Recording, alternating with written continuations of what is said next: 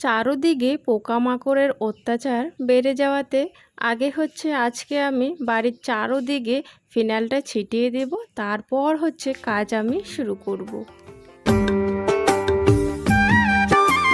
শুভ সকাল আমার প্রিয় বন্ধুরা। কোচবিহার জেলার ছোট্ট একটা গ্রাম থেকে আমি কৃষ্ণা। আমার ব্লগ চ্যানেলে তোমাদেরকে অনেক অনেক স্বাগত আর আমার অনেক অনেক ভালোবাসা।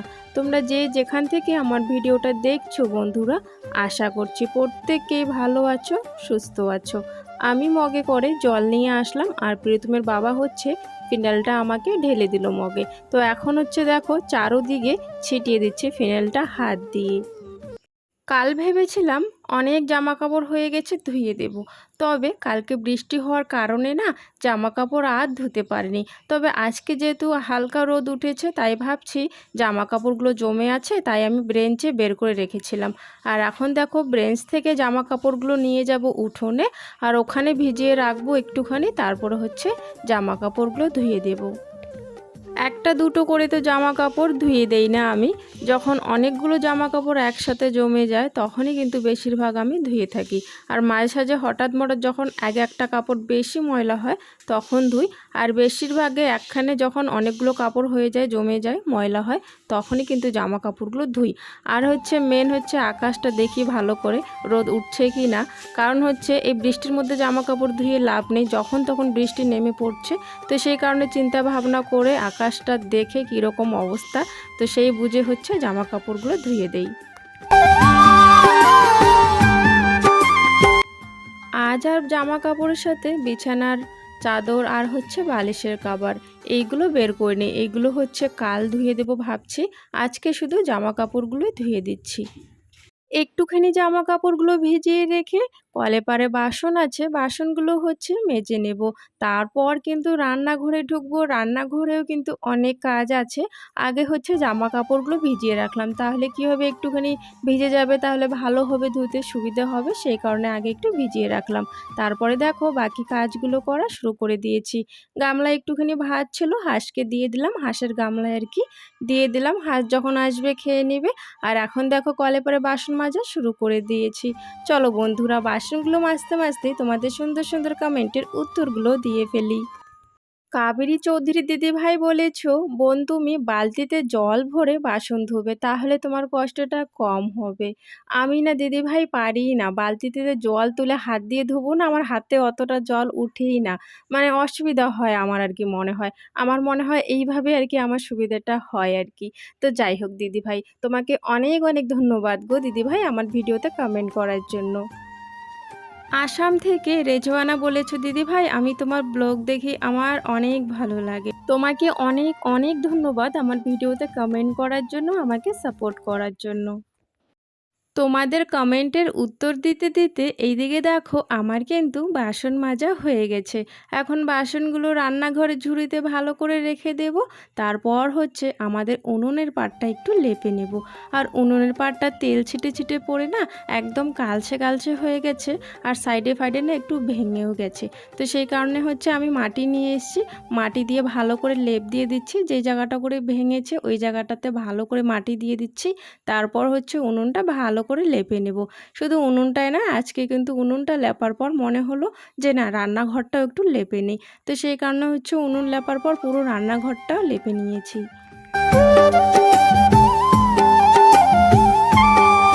মাটির উনুনে লেপতে কিন্তু বেশ ভালোই লাগে, রান্না করতেও কিন্তু বেশ ভালো লাগে মাটির উনুনে।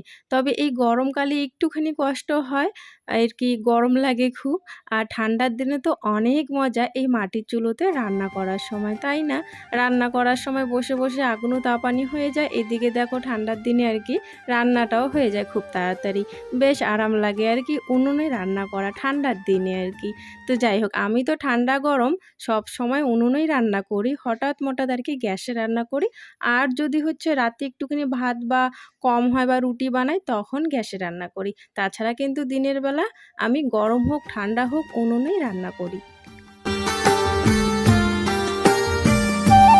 সংসার এমনই একটা জিনিস, সারা দিন যদি তোমরা সংসারে কাজ করো না তাও কিন্তু সংসারে কাজ ফুরোবে না।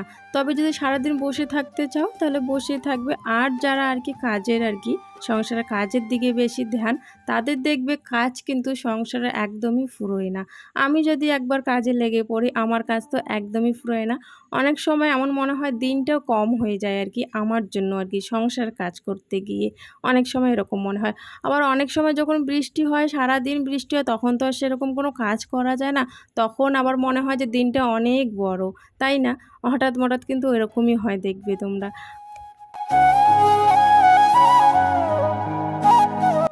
আগে শুধু হচ্ছে কয়েকটা স্কুলের ড্রেস যে ছিল সাদা, তো সেই সাদা ড্রেসগুলো স্কুলে ধুয়ে দিলাম আর বালতিতে করে এখন নিয়ে যাচ্ছি বাইরের তারে মেলে দেওয়ার জন্য। আর বাকি কাপড় জামাগুলো পরে আর কি আমি ধুয়েছিলাম, তারপরে সব গিয়ে বাইরে মেলে দিয়ে এসেছি। আর এখন হচ্ছে দেখো আমাদের বিছানাটা তো তোলাই হয়নি, সবাই উঠে পড়েছে, তবে বিছানাটা তোলা হয়নি। প্রীতম প্রীতি একটু যেহেতু দেরিতে উঠেছিল, তো সেই কারণে বিছানাটা তোলাই হয়নি। এখন হচ্ছে দেখো বিছানাটা ভালো করে তুলে নিচ্ছি আর সুন্দর করে ঝাড় দিয়ে দেব। সরকারি চাকরি তো মনে হয় একদিন হলো মাসে হলো একটা মনে হয় আর কি ছুটি থাকে, কিন্তু আমাদের যে এই চাকরিটা, বাড়ির চাকরিটা, এই বাড়ির চাকরির কিন্তু দেখবে কোনো দিনও ছুটি থাকে না, কোনো দিনও ছুটি থাকে না। সব সময় মেশিনের মতো আমাদের কিন্তু চলেই থাকতে হয়, চলেই থাকতে হয়।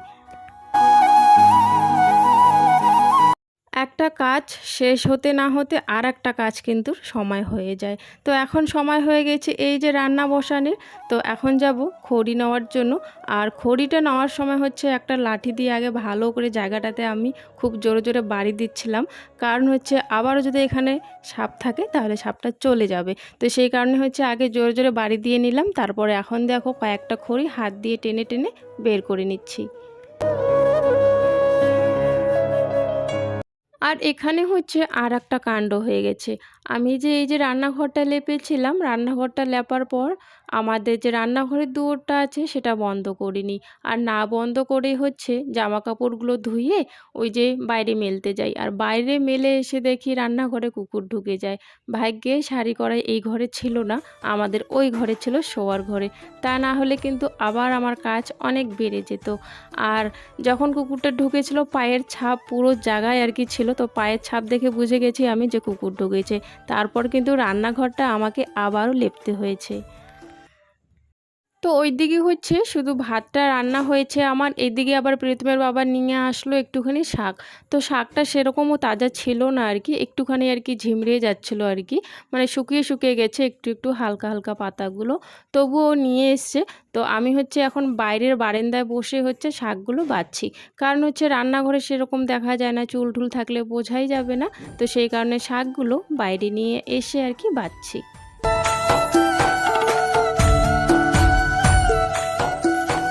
আর প্রেসারে হচ্ছে কিন্তু বুটের ডাল আমি সিদ্ধ করে রেখেছি। আর এখন শাকগুলো বাছার পর হচ্ছে ধুয়ে নিয়ে যাব, তারপরে হচ্ছে বুটের ডালটা আগে সম্বার দেব, তারপর শাকটা কিন্তু রান্না করে নেব। এই দিয়ে কিন্তু আজকের আমাদের খাওয়া দাওয়া। আর রান্নাঘরে উনুনে রান্না বসালে আর কি পুরো ধুয়োতে ভর্তি হয়ে যায়, এখনও দেখো কত ধুয়ো। আর আমি যে এই কদিন আগে যে খড়ি দিয়ে রান্না করলাম, তো সেই খড়িগুলো হচ্ছে না, ওই আগুনে যদি আমি মানে উনুনে যদি দেই ওখানে বসেই থাকতে হয়, ওখান থেকে এক ফোঁটাও লড়াচড়া করা যায় না। যদি আমি একটুখানি এই পাশ বা ওই পাশ হই, ওই দিকে আগুন নিভে একেবারে ভূত হয়ে যায়। তো আমাকে না ওখানে বসেই থাকতে হয় আগুনের জালটা আর কি ঠেলার জন্য। আসলে ওই খড়িগুলো তো চিকন অনেকটাই, তো সেই জন্য ওরকম হয়। এখন কিন্তু আবার চিকন খড়িগুলো শেষ হয়ে গেছে, এখন কিন্তু মোটা খড়ি বের হয়েছে।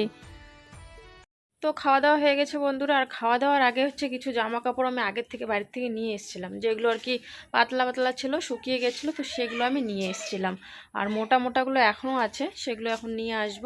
আর কিছু হচ্ছে আমাদের উঠোনে তারেও আছে, সেগুলো এখন রাখতে হবে, কারণ আকাশটা যখন তখন নেমে আসতে পারে আর কি, কোনো ঠিক নেই। তো সেই কারণে এখন বাইরে যাচ্ছি জামা কাপড়গুলো আনার জন্য। আর বাইরে আসতে হচ্ছে মেয়েকে দেখলাম, মেয়েকে বললাম একটু ফোনটা ধর, আমি দৌড়ে গিয়ে হচ্ছে জামা কাপড়গুলো তুলে আনি। তো মেয়ে দেখো ক্যামেরা ধরে আছে আর আমি এখন জামা কাপড়গুলো তুলে নিচ্ছি।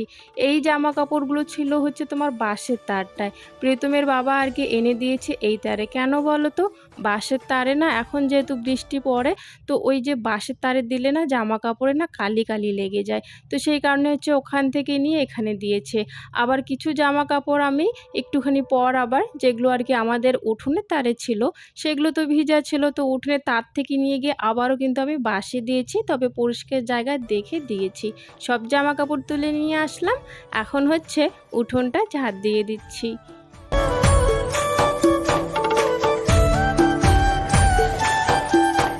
ওই যে বললাম একটার পর একটা কাজের সময় হয়ে যায়, এখন উঠোন ঝাড় দেওয়ার সময় বিকেলবেলা, তো সেই কারণে এখন উঠোনটা ঝাড় দিয়ে দিচ্ছি। তবে প্রীতমের বাবা কিন্তু বাইরে ওইদিকে খড়ি কাটছে, খড়ি নেওয়া হয়েছে কিনে পাশের বাড়ির থেকে, মানে ওদের তো গাছ কেটেছে, তো গাছের ডাল বেরিয়েছে অনেক, তো সেই ডালগুলো হচ্ছে আমরা টাকা দিয়ে আর কি কিনে নিয়েছি।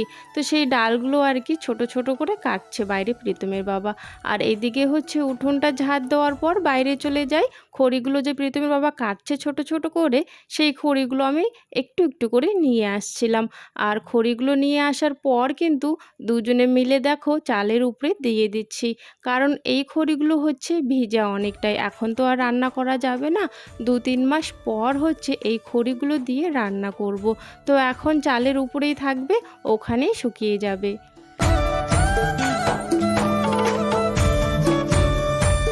আর ওই যে সামনে যে খড়িগুলো রাখা দেখছো, ওইগুলো কিন্তু বিকেলবেলা দেওয়া হয়নি, ওই খড়িগুলো কিন্তু দুপুরবেলা প্রীতমের বাবা একাই একাই রেখেছে। আর এখন দেখো দুই চালে হচ্ছে দেখো খড়িগুলো দেওয়া হয়েছে, এইভাবেই কিন্তু এখানেই শুকিয়ে যাবে খড়িগুলো। তো রাতে হচ্ছে কয়েকটা রুটি বানিয়েছি, প্রীতমের বাবা বলছিল রুটি খাবে, তো সেই কারণে আর একটুখানি ভাতও আছে, তো সেই কারণে ডালও রান্না করেছি, তো ডাল দিয়েই হচ্ছে রুটি আর ভাতটা খাওয়া হবে রাতে। তো যাই হোক বন্ধুরা, আজকের ভিডিওটা তাহলে এখানে শেষ করছি, দেখা হচ্ছে আগামীকাল নতুন একটা ভিডিওর সাথে। সবাই ভালো থাকবেন, সুস্থ থাকবেন, টাটা।